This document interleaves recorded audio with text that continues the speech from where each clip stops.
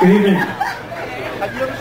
Please join me in welcoming Mr. Terence McKenna.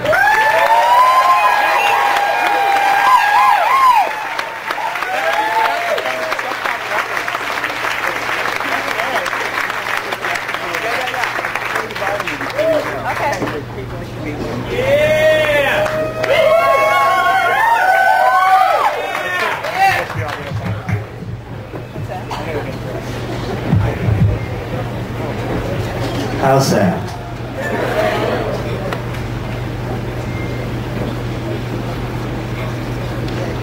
Well, I can't see all of you, but it's a pleasure to be in Seattle this evening. You've made me feel real welcome. Thank you.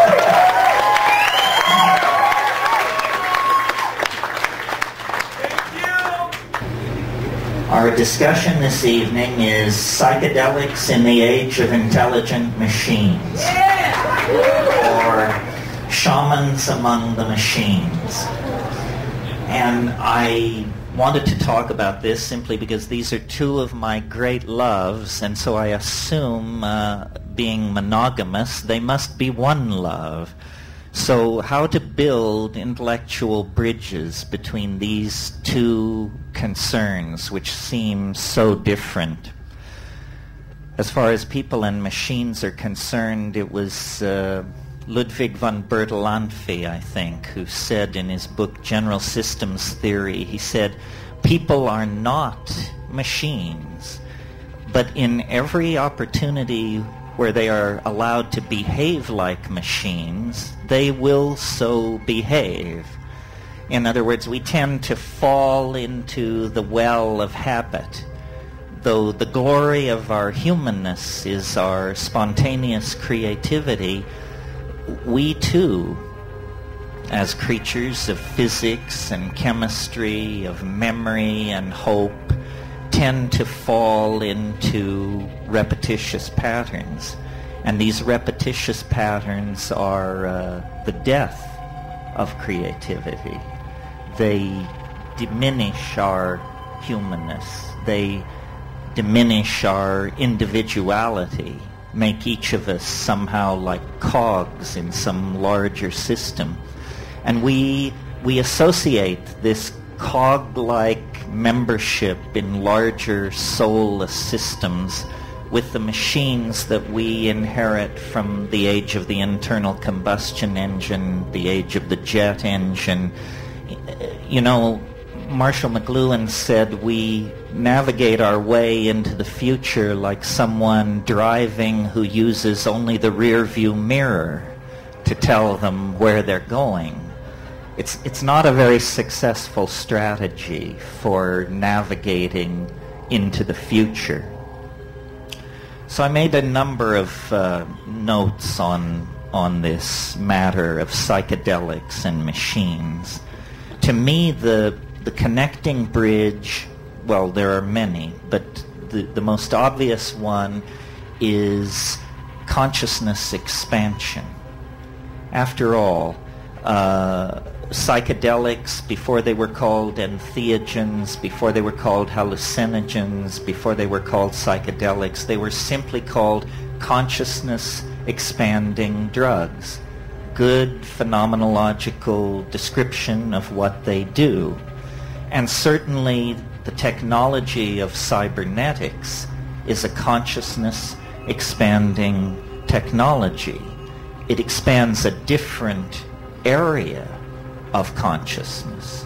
The minds of machines and the minds of human beings are very different, so different that each party questions whether the other even has a mind. But in fact, what these are species of minds operating in very different domains. For instance, you can ask a 5-year-old child to go into the bedroom to the third drawer of the dresser to select a pair of black socks and to bring them to mother. This is not a challenge for a 5-year-old child.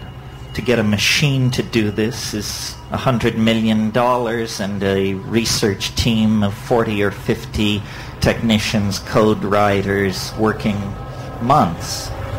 On the other hand, if you ask a person for the cube root of 750,344, much head-scratching results. A computer is utterly undaunted by that question. So computers are minds that work in the realm of computation, and human minds are minds that work in the realm of generalization, spatial coordination, understanding of natural language, so forth and so on. Are these kinds of minds so different from each other, pilgrims, that there is no bridge to be crossed? I would submit not. That, in fact, the bridge between the human mind and the machine mind is symbolic logic, mathematics. When we think clearly, we are intelligible to machines. People who write code know this, that the essence of making yourself clear to a machine is to think clearly yourself. The machine has no patience for the half-truth, the analogy, the semi-grasped association.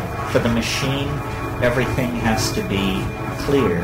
Everything must be defined. So that's the commonality between minds and machines of the calculating species.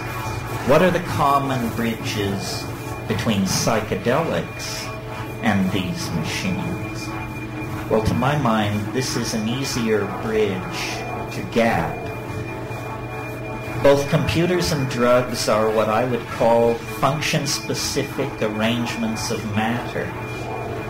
And as we develop nanotechnological abilities as we move into the next century, it will be more and more clear that the difference between drugs and machines is simply that one is too large to swallow. And our best people are working on that. You know, nanotechnology is a very hot buzzword at the moment, an unimaginable dream of building machines and small objects up atom by atom, perhaps under the control of long-chain polymers, running forms of pre-programmed software of some sort. It's all very razzmatazz, very state-of-the-art, but in fact, pharmaceutical chemists have been working in the nanotechnological realm for over 100 years. I mean, when you synthesize molecules out of simpler substrate, specifically to have a conformational geometry that matches something going on in the synapse of a primate, a human or a monkey or something like that, you are working at this nanotechnological level. Both the psychedelic and the new computational machines represent extensions of human function. And this is really close to the nub. It locks in with the concept of prosthesis. The drugs, the psychedelic substances, the shamanic plants are forms of prosthetic devices for extending the human mind, the human perceptual apparatus into hidden realms or inaccessible realms. Similarly, the machines, by allowing us to model, calculate, and simulate very complicated multivariable processes, extend the power of the human mind into places it could never dream of going before. And part of what seems to me very real about being a human being and inheriting 10,000 years of human history is the complexity of the inheritance and the growth of that complexity. 1,000 years ago, an intelligent human being could actually dream of mastering the entire database of Western civilization. Read all the classic authors, read the Bible, and you're closing in on it around AD 1000.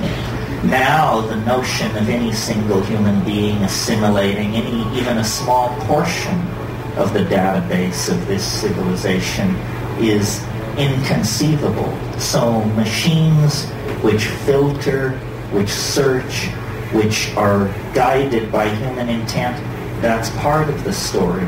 The other part of the story are boundary-dissolving states of ecstasy in which all the factoids of the culture are thrown up for grabs.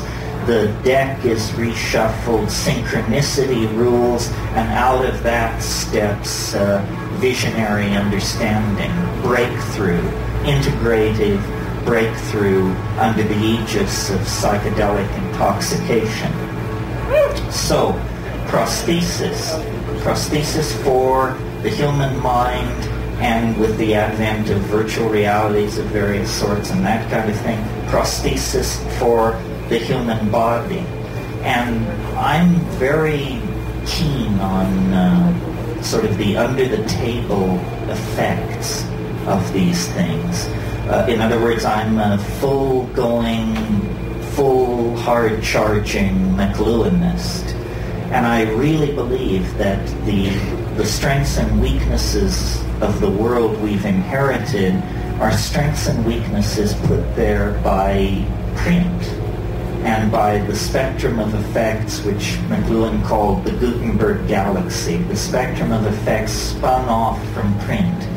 And if you're not used to thinking in McLuhanist terms, it may not seem immediately obvious to you that phenomenon as different as the modern notion of the democratic citizen, the modern notion of interchangeable parts on an assembly line, the modern notion of conformity to canons of advertising. These are all spectrums of effect created by the linearity and the uniformity of print. It actually, in the late 15th century, reconstructed the medieval psyche into its proto-modern form. And we have lived within that print-constellated cultural hallucination for about 500 years, until the advent of various forms of electronic media in the 20th century. McLuhan talked about radio, he talked about television. He didn't really live to see the internet. The notion that keeps occurring to me as I watch all this is that print was uniquely capable of creating and maintaining boundaries more than any other form of media ever created. It was a boundary-defining form of media. It proceeded linearly. It required literacy, which had implicit in it the notion of a very stable, advanced sort of educational system. Print was a creator and a definer of cultural boundaries. And the new electronic media are not, and neither are the psychedelics. This is why I proposed in a book of mine called The Archaic Revival, the idea that the values of the archaic, of the high Paleolithic, values of community, ecstasy, relating to life through rhythm, dance, ritual, intoxication, that these values, which seem so archaic, are in fact destined to play a major role in the future as print fades. Print, just a convulsive 500-year episode in the Western mind that opened that narrow window that permitted the rise of modern science, modern mathematical approaches to the analysis of nature, and then obliterated its own platform, its own raison d'etre, by allowing the growth, the appearance of the electronic technologies. And my sort of supposition about all this, I'm not an apocalyptarian or a pessimist. I may be an apocalyptarian. I'm not a pessimist. I think that this is all very good. Obviously, continuing to run Western civilization on the operating system inherited from print produces various forms of political and cultural schizophrenia, which allowed to run unchecked would become fatal, would create cascades of chaos and political destabilization that would become uncontrollable. Governments resist change. Governments cling to technologies and social formulae that are already tried and true. In that sense, then, all governments are incredibly anti-progressive forces.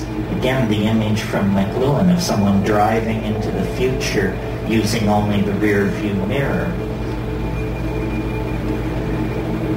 So the electronic media and the psychedelics work together in this peculiar way to accentuate archaic values, values which are counter to the print-constellated world. And when you deconstruct what that means and look at the Aboriginal or the Paleolithic or the archaic world, you see that the central figure in that world is the shaman, male or female, the shaman. And the shaman is like a designated traveler into higher dimensional space.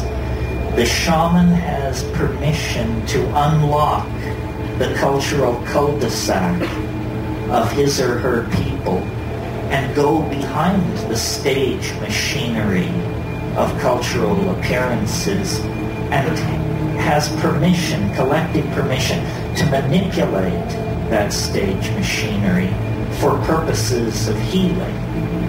We have no institution like this. I mean, we have advertising, we have rock and roll stars, we have cults of celebrity, we have things which are shaman-like, but we have no real institution that permits human beings, in fact encourages human beings to go beyond their cultural values, to burst through into some transcultural superspace, forage around out there, and bring new means back into the tribe. To some degree, our artists do this. To some degree, our scientists do it. But it's all hit and miss. It's all willy-nilly. And once achieved, it must be swept under the rug in the service of the myth of method, that somebody was following somebody else's work,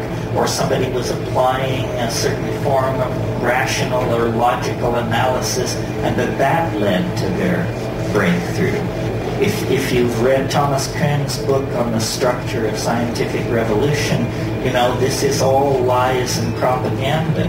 The real story of science is that it's a series of revelations, brilliantly defended by people whose careers depended on the brilliant defense of those revelations. One of the best kept secrets of the birth of modern science is that it was founded by an angel, that the young René Descartes was whoring and soldiering his way across Europe as a 21-year-old in a Habsburg army, and one night in the town of Ulm in southern Germany, he had a dream. Strange that this would be the birthplace of Albert Einstein some 200 years later. But Descartes had a dream, and an angel appeared to him in the dream, and the angel said, "The conquest of nature is achieved through measurement and number." And he said, I got it. Modern science. I'll go do it. And he did. He did. And that was the method for over 250 years of the conquest of nature. And it leads us, to the Josephson Junction, the Mars Global Surveyor, long base interferometry that searches nearby stars for Earth-like planets. It brings us the entire cornucopia of scientific effects, but an angelic revelation disguised as a logical philosophical breakthrough. This is what you're not told in the academy. So my point there is human progress has always depended on the whispering of alien minds, confrontations with the other, probes into dimensions where imagination and chance held the winning hands.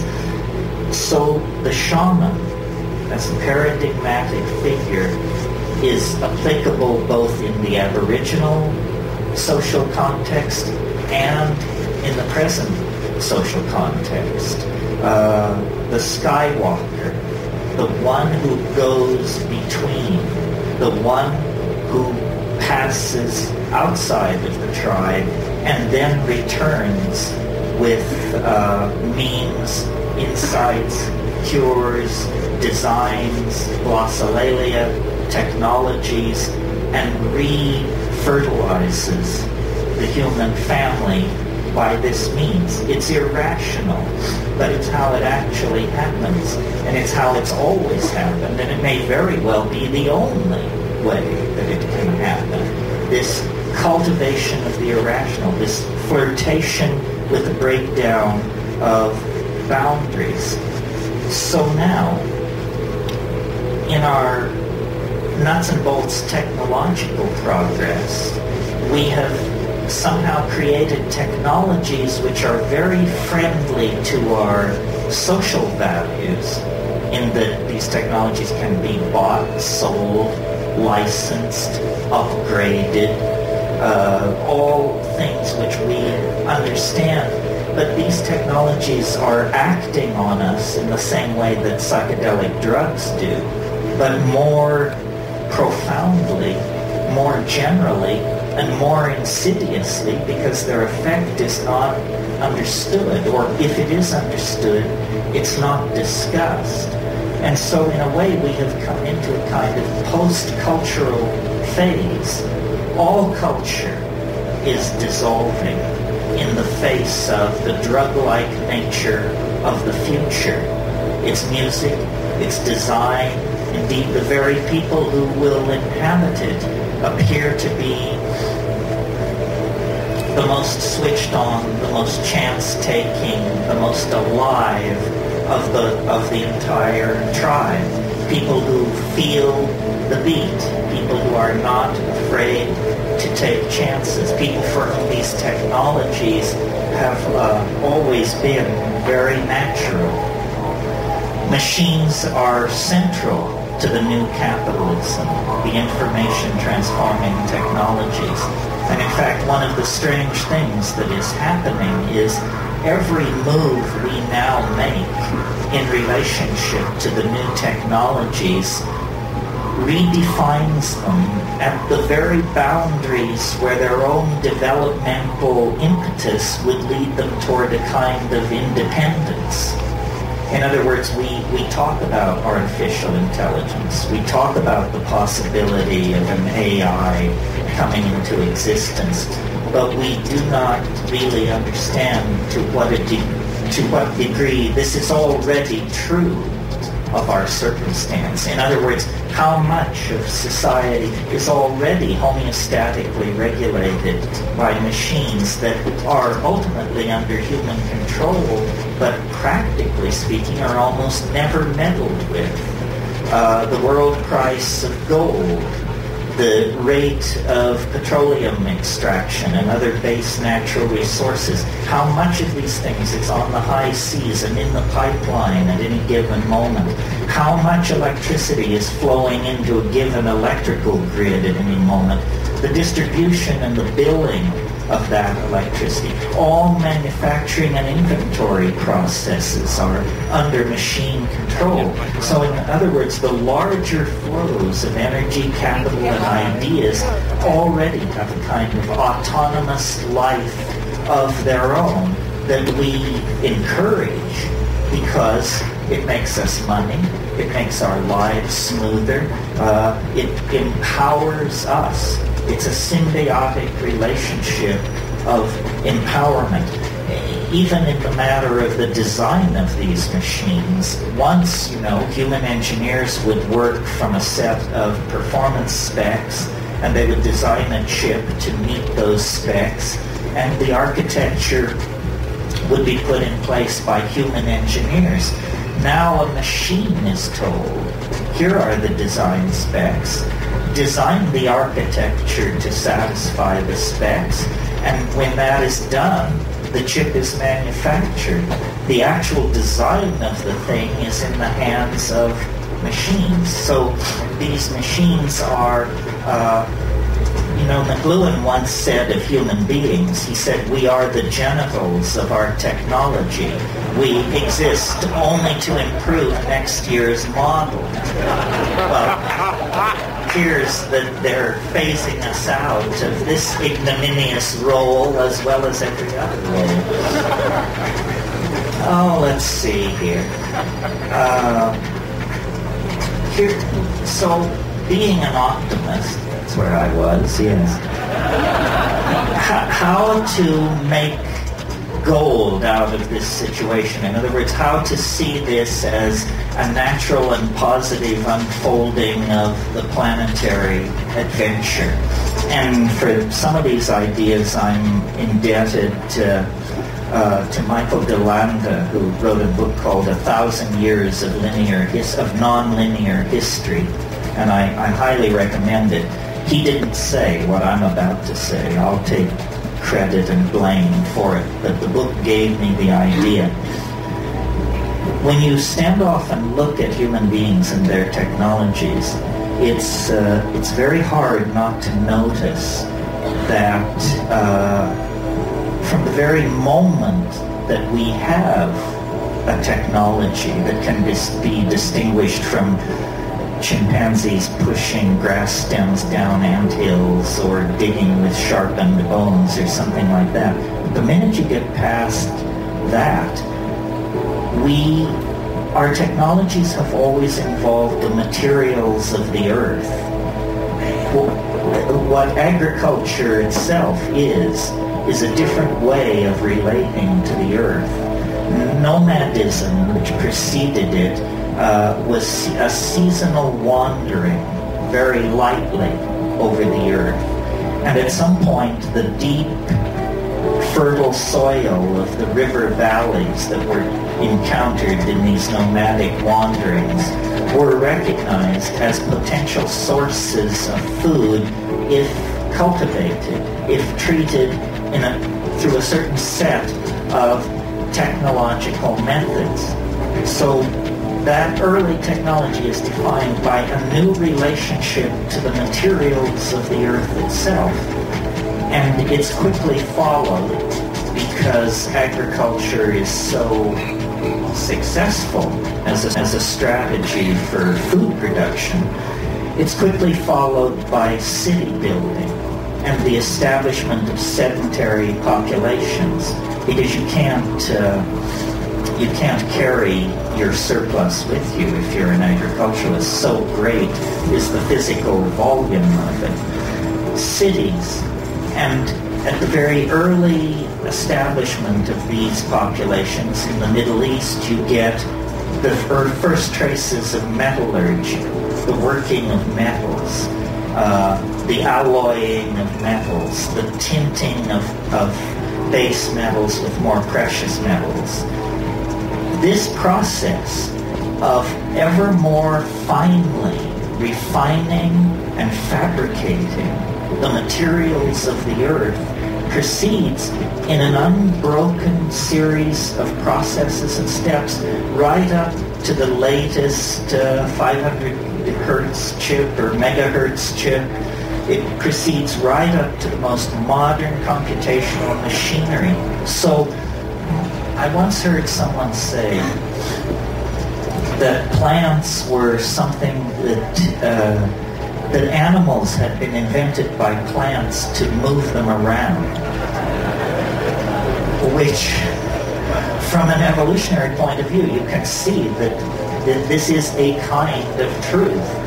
And many plants hitchhike around on animals, and no animal has been more prolific in the spreading of plants than the human animal. I mean, we call it ecosystemic disruption, but what it really is ecosystemic homogenization. I live in Hawaii, for example. 80% of the plants in Hawaii are now introduced species.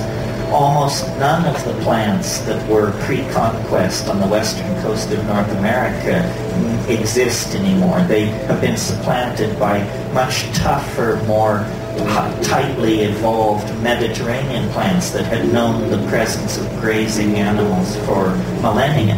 So these flora are constantly being changed. Human beings move plants around.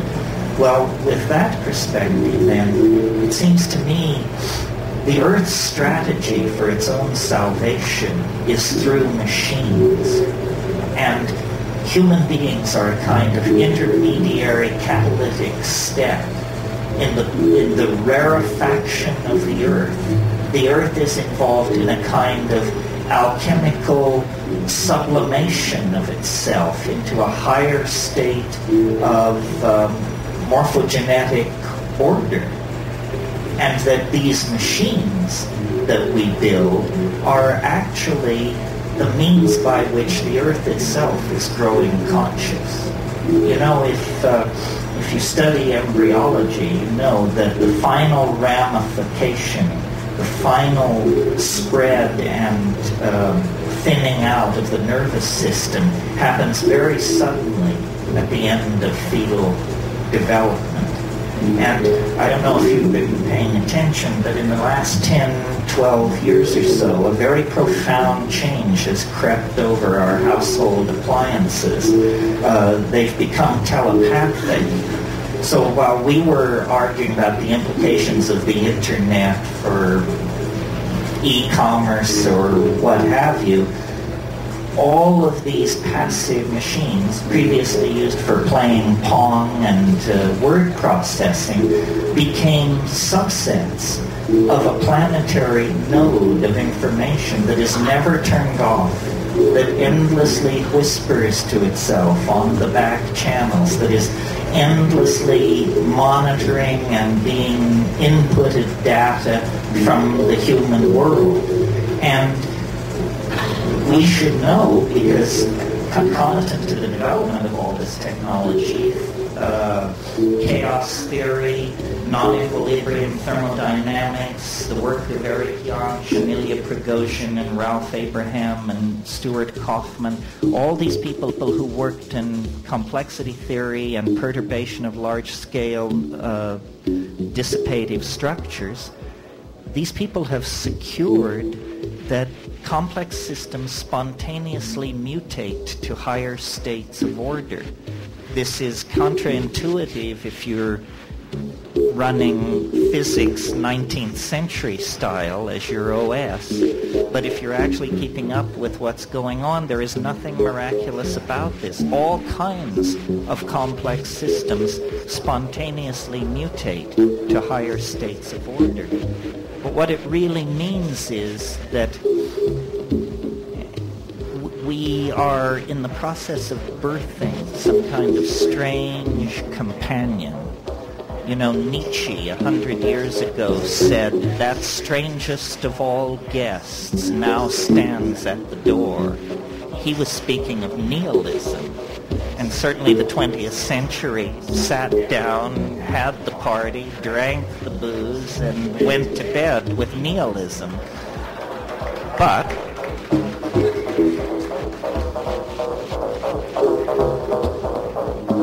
now a stranger guest stands at the door, and it is the AI, the denied as a possibility as recently as 10 or 15 years ago in books like Hubert Dreyfus's What Computers Can't Do.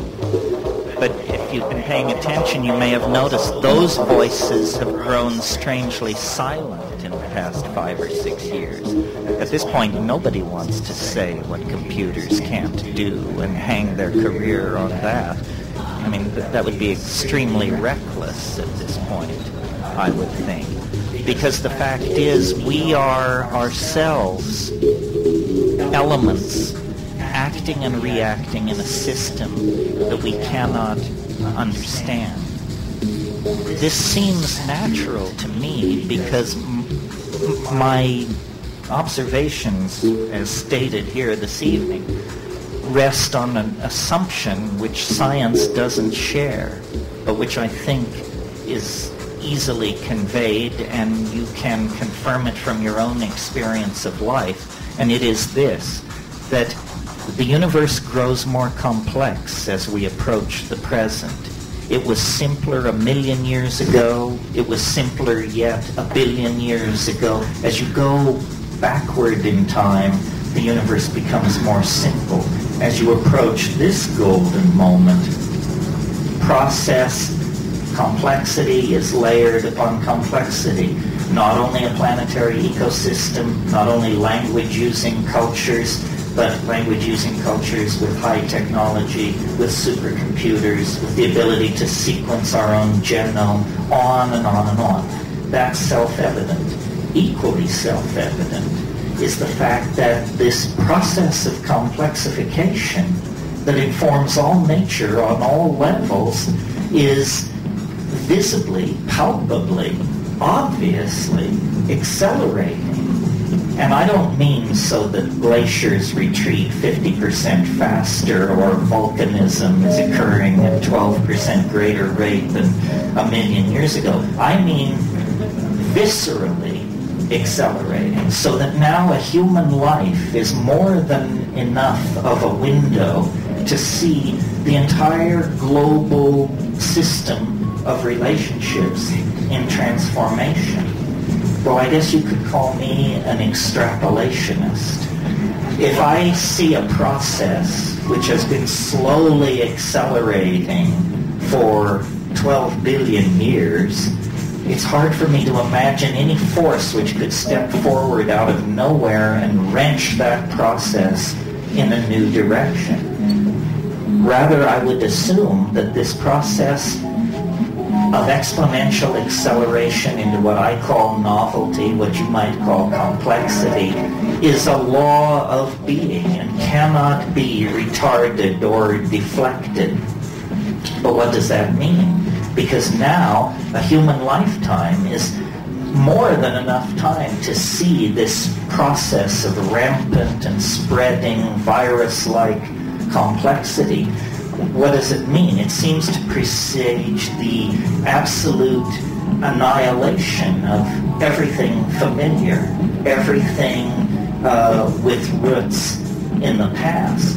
And I believe that to be true. I think that the planet is like some kind of organism that is seeking morphogenetic transformation, and it's doing it through the expression of intelligence and out of intelligence technology. Human beings are the agent of a new order of being. That's why, though it's obvious that we're higher mammals and some kind of primate and so forth and so on, you can look at us from another point of view and see that we're more like archangels than primates. We have qualities and concerns and anxieties that animals don't share. We are mercurially suspended between two different orders of being, and our technologies, our fetishes, our religions, and my definition of technology is sufficiently broad that it includes even spoken language. All of our technologies demand, push forward toward, and make inevitable their own obsolescence. So we are like caught in an evolutionary cascade. And, people say, well, if the AI were to break loose, what would it look like? What would it be? Where does humanity fit into the picture? It's a little hard to imagine. Machines operating at 1,000 megahertz confer automatic immortality on the mammalian nervous system if you can get it somehow uploaded, downloaded, cross-loaded into machinery, because 10 minutes becomes eternity in a machine like that. So a kind of false or pseudo immortality opens up ahead of us as a kind of payoff for our devotion to the program of machine evolution and machine intelligence. Now, some people say this is appalling, and we should go back to the good old days, whatever the good old days were. To me, it's exhilarating, exciting, psychedelic, beautiful. It means that the human form, the human possibility is in the process of leaving history behind. History is some kind of an adaptation that lasts about, pick a number, 10,000, 15,000, 20,000 years. No more than that.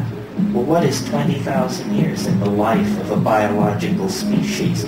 We know that there were Homo sapiens sapien types 200,000 years ago. So history is some kind of an episodic response to a certain set of cultural dilemmas, and now it's ending.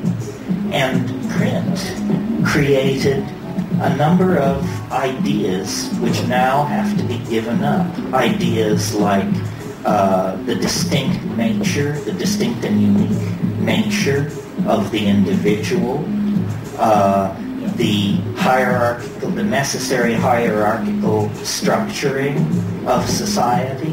All of these things are going to, if not have to be given up entirely, dramatically modified, because the illusion that the self has simple location is now exposed.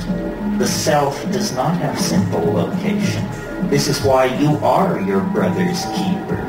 This is why we all are responsible for each other.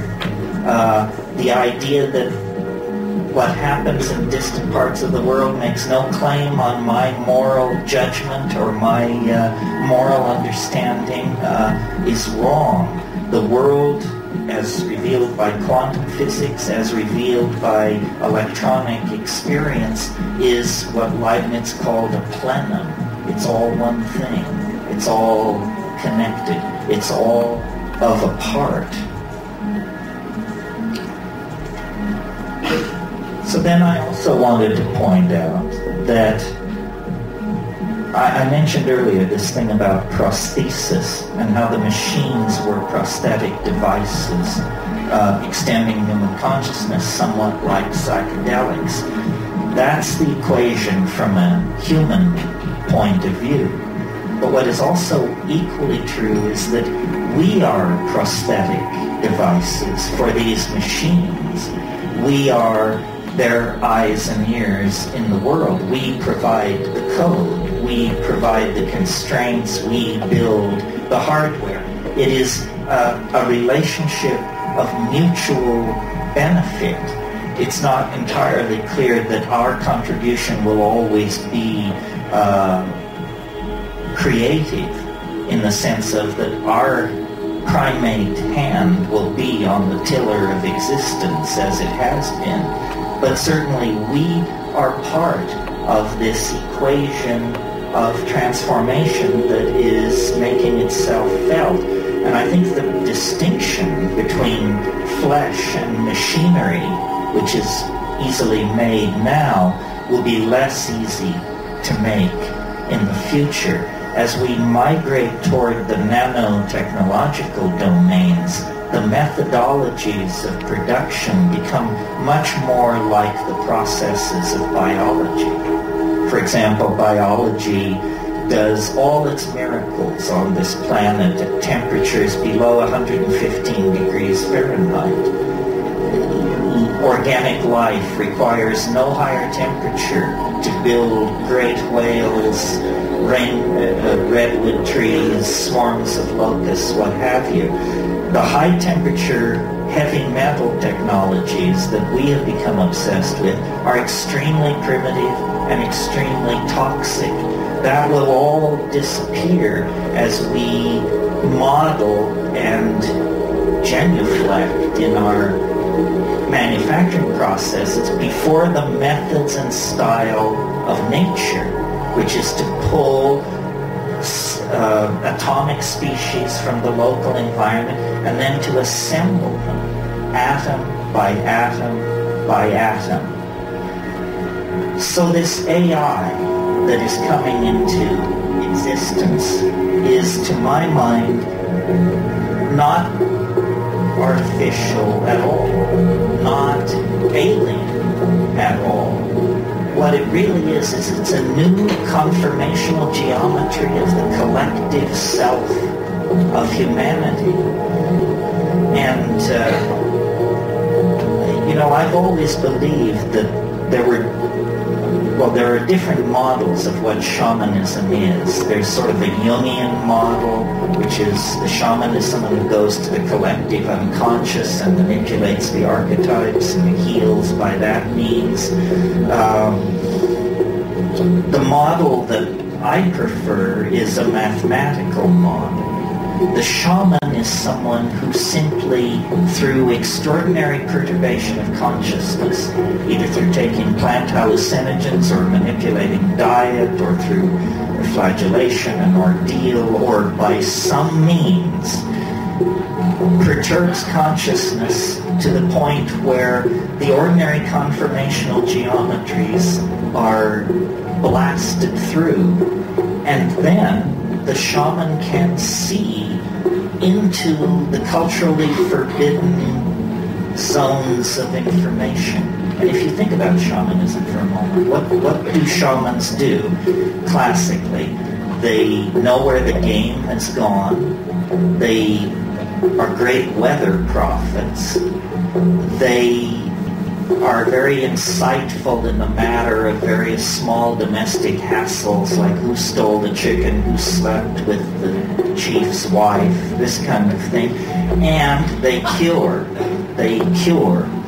Well, if you analyze these abilities, it's clear to me they all indicate that they come from a common source. And the common source that they come from is higher dimensional perception. In a mathematical sense, not a metaphorical sense, in the sense of 4D perception. If you could see in hyperspace, you could see where the game will be next week. You could see the weather a month from now. You would know who stole the chicken. And any good doctor will tell you that if you're building a reputation as a physician, you must hone the intuitional ability to choose patients who won't die. It's a call. Any doctor will tell you this. So this is what shamans are. They are 4D people. They are sanctioned members of a society who are allowed to put on the gloves, as it were, pull on the goggles, and look beyond the idols of the tribe, look beyond the myth. Well, in a way, as culture breaks down in multiculturalism and the rise of the internet and a generation of people raised on hallucinogenic plants and substances, we all are asked to assimilate some portion of this shamanic potential to ourselves. And it's about not blocking what is obvious. Nothing comes unannounced. I mean, this is the faith. Nothing comes unannounced. But idiots can miss the announcement. So it's very important to actually listen to your own intuition rather than driving through it. And this is not, to my mind, woo-woo. It's actually based on the observations of how life works, whether it's counterintuitive to logical positivism and its fellow travelers or not. Then I want to leave you with just one last thought on all of this, which is, and this sort of harks back to the question of the similarities between the machines and the plants. And it's I'm sure you've heard this, I've heard it, it has different levels of being said and being heard. It's that the world is actually made of language. It isn't made of electrons and fields of force and scalar vectors and all of that fancy stuff. The world is made of language. The word is primary, more primary than the speed of light, more primary than any of the physical constants that are assumed by science to be the bedrock of reality. Below that, surrounding and enclosing all those constructs of science is language, the act of signifying. And, virtual reality is a very sexy, new sort of concept as normally presented. Machine-sustained immersive realities that trick your senses into believing you're in a world that you are in fact not in. But in fact, the entire enterprise of civilization has been about building these virtual realities. The first virtual realities were at Ur and Shanadar and Çatalhöyük and Jericho. Yes, stone and adobe is an intractable material compared to photons moving on a screen. But nevertheless, the name of the game is the same, which is to cast an illusion between man and reality, to build a cultural truth in the stead of the natural truth of the animal body and the felt moment of immediate experience. And this is where I want to tie it up, with this notion of the felt presence of immediate experience. This transcends the culture, the machines, the drugs, the history, the momentum of evolution. It's all you will ever know and all you can ever know. It's the felt presence of immediate experience. Everything else arrives as rumor, litigant, advocate, supposition, possibility. The felt moment of immediate experience is actually the mind and the body aware of each other and aware of the flow of time and the establishment of being through metabolism. And this, I think, is what the machines cannot assimilate. It will be for them a mystery as the nature of deity is a mystery for us. I have no doubt that before long there will be machines that will claim to be more intelligent than human beings and will argue brilliantly their position. And it will become a matter of philosophical disputation whether they are or are not passing the Turing test and so forth and so on. But machines, I do not believe, can come to this felt moment of immediate experience. That is the contribution of the animal body to this evolutionary symbiosis, which I believe will end in the conquest of the universe by organized intelligence. That all this is prelude. I mean, we are fragile. This earth is fragile. A tiny slip anywhere along the line and we could end up a smear in the shale, no more than the trilobites or the Ramphorhynchi or all the rest of those who came and went. But given the sufficient cultivation of the potential of our technology, we can actually reach toward a kind of immortality, not human immortality, because that's a contradiction in terms, but immortality nevertheless based on the possibility of machines and the transcendent ability of human beings to live and love and express themselves in the moment. And the psychedelics bring that to just a white-hot focus. And it's out of that white-hot focus that the alchemical machinery of transformation will be forged. And it will not be like the things which have come from the industrial economy. They will not be profane machines. They will be spiritual machines, alchemical gold, the universal panacea that Renaissance magic dared to dream of at the end of the 16th century. We are reaching out toward this mind child that will be born from the intellectual loins of our culture. And to my mind, it's the most exciting and transformative thing that has ever happened on this planet. And the miracle is that we are present, not only to witness it, but to be part of it and to be raised up in an epiphany that will redeem the horror of history as nothing else can or could. Redeem the horror of history through a transformation of the human soul into a galaxy-roving vehicle via our machines and our drugs and the externalization of our souls.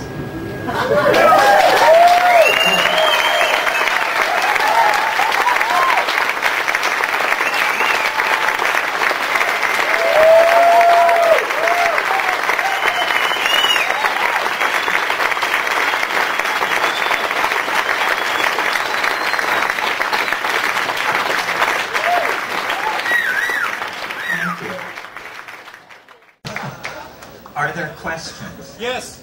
Yes, I can't see you. It's okay. Can you speak to how mercy and love gets built into these machines? Because it seems like the machines are being built for commerce and for the bottom line more than the expression of the human soul throughout the galaxy. I don't think that, you know what I'm saying? No, I know what you're saying. Well, where's the love in this? I think the love is a property of the system itself. In other words, you're right. These bottom liners are not going to be interested in building much love into this system. However, the good news is that they're not in charge. In other words, what we have is a very complicated system, and certain design parameters appear to be being maximized, or that there's an attempt to maximize them. But the thing is incredibly frustrating to anyone who would control it, because you can't predict the impact of any technology before you put it in place. So, for example, two things are charged against the internet: that it's disensoling, dehumanizing, and yak, and that it promotes pornography, anonymous sexual shifting of identity, and on and on and on. Well, which is it? You know, is it this messy, sloppy, autoerotic, erotic, collectivist kind of thing? Or is it disensoling, disempowering, cold, so forth and so on? I think the answer is it's all and everything. This question about the AI is very interesting to me, and if it's interesting to you, you should read Hans Moravec and Kurzweil and these people on this subject.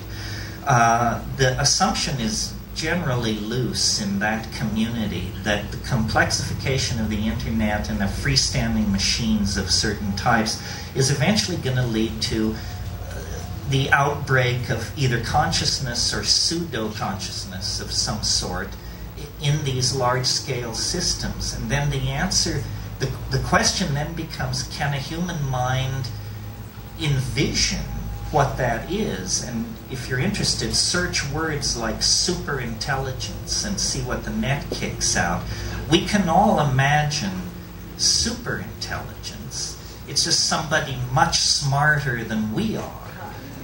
But obviously, all the engineering people agree if you achieve an AI with superintelligence, then it will be intelligent to immediately design an intelligence which transcends it.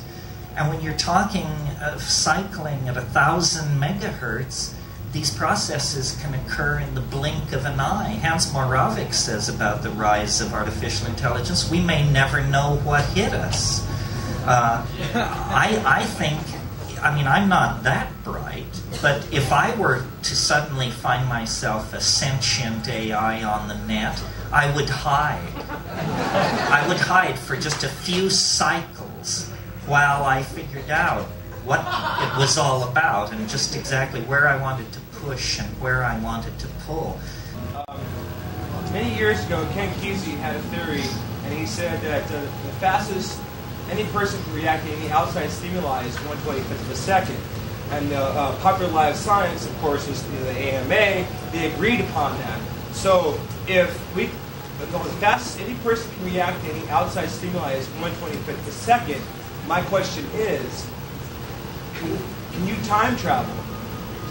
Can we, like, if a person like Bruce Lee was able to, mark that, reacted to an outside stimuli at 1/20th and 1/21st, so if you're reacting to the outside world before it actually happens to everyone who's not reacting to that, because they say alcohol inhibits a person's you know, they're Are you sure? First of all, there is this research, and I'm not a neurophysiologist, but you've probably all heard this research that seems to show that you actually make decisions before your conscious ego is aware that the decision has been made, that there's a slight time lag. So when you think you're making certain kinds of decisions, brain wave studies show it's already a done deal. But time is set by the cycle speed of the hardware you're running on. And the human body, I mean, we can argue about this because it's different in different parts, but it roughly runs at about 100 hertz, very slow. Well, if there is any meaning to the phrase upload a human being into circuitry, and a lot of Greg Egan's fiction is based around the idea that you can copy yourself into a machine. You can turn yourself into software. But that when you enter the machine environment that's running at 1,000 megahertz per second, you perceive that as vast amounts of time. In other words, all time is how much change you can pack into a second. If a second seems to last 1,000 years, then 10 seconds is 1,000 years. And so one could imagine a technology, just in a science fiction mood, where they would come to you in your hospital bed and say, you have 5 minutes of life left. Would you like to die? Or would you like the 5 minutes to be stretched to 135,000 years by prosthetic and technical means? You're still going to die in 5 minutes, but you will be able to lead your elephants over the Alps and write the plays of Shakespeare and conquer the New World and still have plenty of time on your hands. In other words, time is going to become a very plastic medium. Now, that is a kind of time travel. Could there be time travel a la H.G. Wells, where, you climb onto the saddle of the time machine and then day follows night like the flapping of a great black wing until all merges into a continuous grayness, and then you find yourself confronting Yvette Mimeo in the year 1 billion AD or something like that. It's possible. I mean, time travel was completely out of left field 10 years ago. In the last 18 months, there have been hundreds of articles of time travel in Physical Review and other places. There are even schemes for time travel that would work. They just require godlike technological abilities. In other words, if you could build a cylinder with the diameter of the planet Saturn that was 10 AU in length and could spin it at 95% the speed of light, then when it would wrap space-time around itself like toilet paper on a roll. And as you traveled up the transverse dimension, you would find yourself traveling in time. Kurt Gödel showed this in 1949, and that paper has been lying around. Well, obviously, it's a tough way to do it. But it's a tough thing to do, right? So, when we beat the machine, being when we 7-second delay. Yeah, well, they're working on that. Somebody over here. Here, just a minute. This lady. And then you. Yeah. Speak. The most important parts that are maintained in that mechanical virtual reality. Well, in William Gibson's fiction, The AI Wintermute, I think it was called, it was fascinated by human art. And it built collages in its spare time. And these collages began to turn up in various art galleries and exhibitions. And they had such a touch, such a elan, that someone in the plot follows it all to its source. I think human creativity is the thing that will be most interesting to the machines. In my darker fantasies, they just, eliminate everybody who can't code C++ as being, some kind of redundant mutation. And everybody who can code C++ is placed in Tahiti and sends their work down the pipeline to the machine world beyond. I really think that we have a very, dare I say it, mechanistic view of what machines are. For example, so say there were a super intelligent machine and say it were your friend. Well, if it were really super intelligent, then it ought to be able to just make your life heaven itself. In other words, without you giving it any input whatsoever, it should be able to arrange for you to find $50 bills lying on the street, old friends encountering you, promotions coming your way. Because the real thing that machines can do, I think, is manage complex processes. And what civilization is 6 billion people trying to make themselves happy by standing on each other's shoulders and kicking each other's teeth in. It's not a pleasant situation.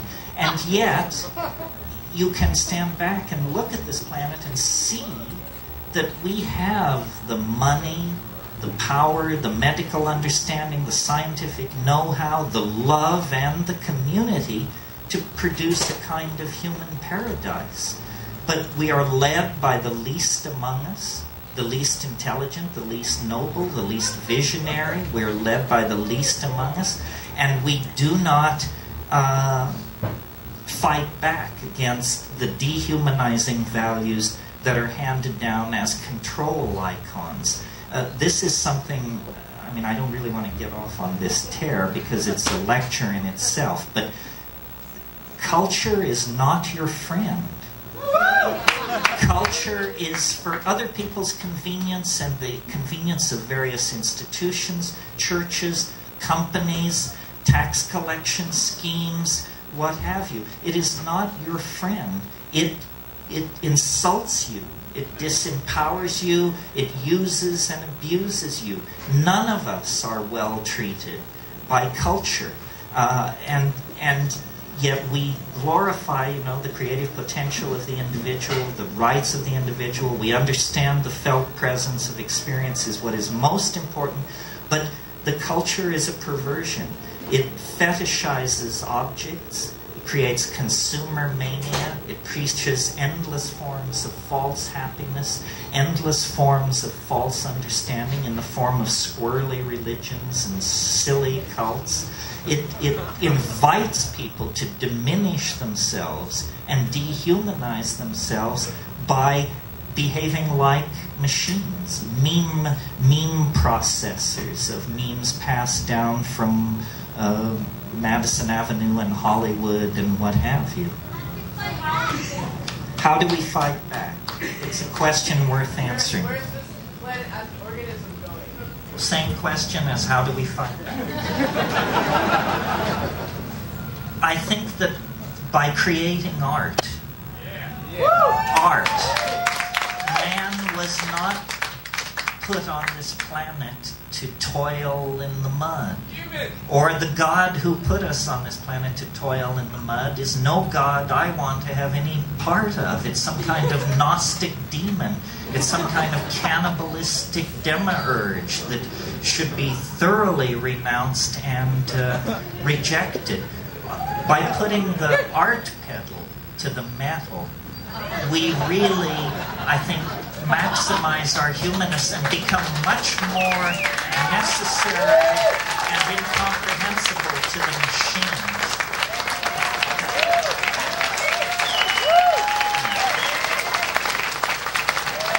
This is what people were doing up until the invention of agriculture. I mean, I'm absolutely convinced that the absence of ceramic and textual material and so forth and so on does not indicate the absence of subtle minds, poetically empowered minds, minds with an incredible sense of humor and irony and community, and that it was the fall into history that enslaved us to the labor cycle, to the agricultural cycle. And notice how fiendish it is. A person who dedicates themselves to agriculture, who did in the Paleolithic, can produce hundreds of times the amount of food they can consume. Well, so why would anyone do that? Well, the answer is because you can use it to play power games. You know, you can trade it for wives or land or animals or something like that. And so living in the moment, creating art, probably largely through poetry and body decoration and dance, gave way to toil and predatory social forms of behavior, which we call commerce, capitalism, the market economy, so forth and so on. And that's why, you know, the breakdown of the monolithic structures created by print is permitting a vast proliferation of the cottage industry mentality. The self-employed artist, the hacker who stays home and develops his or her software, people who dare to be independent and slip beyond the reach of these dinosaur-like mechanistic organizations. That's what it's all about. It's all about trying to create trying to negotiate a cultural standoff between you and your culture so that it will not put you in the can for the rest of your life, but you can put up with its stupidity. And, you know, we have a very uncomfortable fit on this issue, especially as people like you know who are sophisticated about psychedelics. I mean, this is a society, a world, a planet dying because there is not enough consciousness, because there is not enough awareness, enough coordination of intent to problem. And yet we spend vast amounts of money stigmatizing people and substances that are part of this effort to expand consciousness, see things in different ways, unleash creativity. Isn't it perfectly clear that business as usual is a bullet through the head? That there is no business as usual for anybody who's interested in survival. Yeah. Couple more. Over here. I promised this person. Are you still interested? You talked about psychedelics, their role in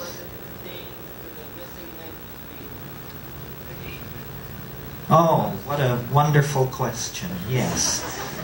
The question is, how do psychedelics pertain basically to the transition from higher primates to human animals? This is my métier because I have a theory to which I am grandly welcome, everyone tells me. But a theory of evolution, and I'll give it to you very briefly. It's simply this, that the great embarrassment for evolutionary theory, which can explain the tongue of the hummingbird, the structure of the orchid, the mating habits of the groundhog, and the migration of the monarch butterfly.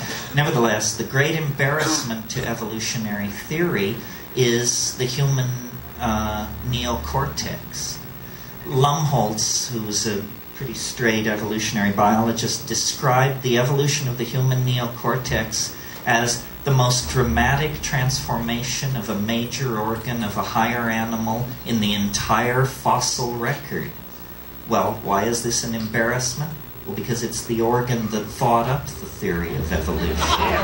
So, can you say tautology? That's the problem right there. So, it is necessary in evolutionary theory to account for the dramatic emergence of the human neocortex in this very narrow window of time. Basically, in about 2 million years, they went from being higher primates, hominids, to being true humans, as truly human as you and I tonight. What the hell happened? What was the factor? The Earth was already old. Many hundreds of higher animal forms had come and gone, and the fire of intelligence had never been kindled. So what happened? I think that the answer lies in diet, generally, and in psychedelic chemistry in particular. I think that as the African continent grew drier, we were forced out of the ecological niche we had evolved into, which was we were canopy-dwelling primates, insectivores, complex signaling repertoire, evolutionary dead end. But when we came under nutritional pressure, we were flexible enough, and this is the key to humanness at every stage of its development, our maddening flexibility. Other animal and plant species can't react. We can. Our flexibility, we began to experiment with a new kind of diet and to leave the trees and explore the new environment of the grassland. And evolving concomitantly in the grassland were various forms of ungulate animals, double-stomached animals whose manure is the ideal medium for mushrooms, coprophytic mushrooms, dung-loving mushrooms, many of whom produce psilocybin. Well, I myself in Kenya have seen baboons spreading out over a grassland and noticed that their behavior is they flick over old cow pies. Why? Because there are beetle grubs there. So they already had a behavioral vector for nutrition, for protein, that would lead them to investigate the cow pies. Well, in the Amazon, after a couple of days of fog and rain, these psilocybin mushrooms, Stropharia cubensis, can be the size of dinner plates. I mean, in other words, you can't miss it. If you're a foraging primate, you can't miss it. And the taste is pleasant. And psilocybin has unique characteristics, both as hallucinogen and other properties that make it the obvious chemical trigger for higher processes. And I'll run through this quickly for you, but here it is. In very low doses where you wouldn't say you were stoned or loaded or anything like that, but just in doses you might obtain by nibbling as you foraged, it increases visual acuity. In other words, it's like a technological improvement on your vision. Chemical binoculars lying there in the grass. Well, you don't have to be a rocket scientist to figure out if an animal is a carnivorous forager and there's a food which improves its vision, those that avail themselves of that food will have greater success in obtaining food and rearing their children to sexual maturity, which is the name of the game in evolution. So step one, small doses of psilocybin increase visual acuity and food-getting success. Step two, slightly larger doses of psilocybin in primates create what's called arousal. This is what you have after a double cappuccino. In highly sexed animals like primates, you get male erection. So what do you have here? You have a factor which increases what anthropologists without a trace of humor refer to as increased instances of successful copulation. In other words, the animals eating the psilocybin are more sexually active. Therefore, more pregnancies are occurring. Therefore, more infants are being born. Therefore, there is a process which would tend to automatically outbreed the non-psilocybin using members of the population. Step two toward higher consciousness. Step three, you eat still more mushrooms. Now you're not foraging with sharpened eye, nor are you horsing around with your opposed gender acquaintances. Instead, you're nailed to the ground in hallucinogenic ecstasy. And one of the amazing things about psilocybin above, say, 5 or 6 grams, a dried material, is it causes glossolalia. Spontaneous bursts of language-like behavior under the obvious control of internal syntax. And I believe syntax existed before spoken language, that syntax controls spatial behaviors and body languages and is not necessarily restricted to the production of vocal speech. So there it is in a nutshell. We ate our way to higher consciousness. The mushroom made us better hunters, better survivors.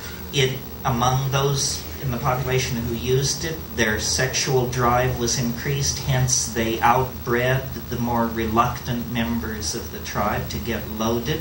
And finally, it created a kind of neuroleptic seizure which led to these downloading of these syntactically controlled vocalizations, which became the raw material for the evolution of language. And it's amazing to me, the straight people, the academics, believe language is no more than 35,000 years old. That means it's as basic to human beings as the bicycle pump. It's just something somebody invented 35,000 years ago. It's got nothing to do with primate evolution and the long march of the hominidae and all that malarkey. No, it's just an ability, a use to which syntax can be put that previously had not been put. I think before language, spoken language, things were very touchy-feely, and the wink and the nod carried you a great distance, and gestural communication was very high. That's why, and I should say this and then end, to me it begins and ends with these psychedelic substances. The synergy of the psilocybin in the hominid diet brought us out of the animal mind and into the world of articulated speech and imagination. And technology developed, and mushrooms were, invade against, faded. There was migrations, cultural change. But now, having split the atom, having sequenced our genome, having taken the temperature of Betelgeuse and all the rest of it, we're now back where we started. And like the shaman who makes the journey into the well of darkness and returns with the pearl of immortality, you don't dwell in the well of darkness, which was human history. You capture the essence of the thing, which is the godlike power of the shaman smith, the technologist, the demon artificer, the worker of metals, the conjurer of spirits, and you carry that power back out of history, and it's in that dimension, outside of history, that you create true humanness and true community. And that's the adventure that we are in the act of undertaking. Thank you very, very much.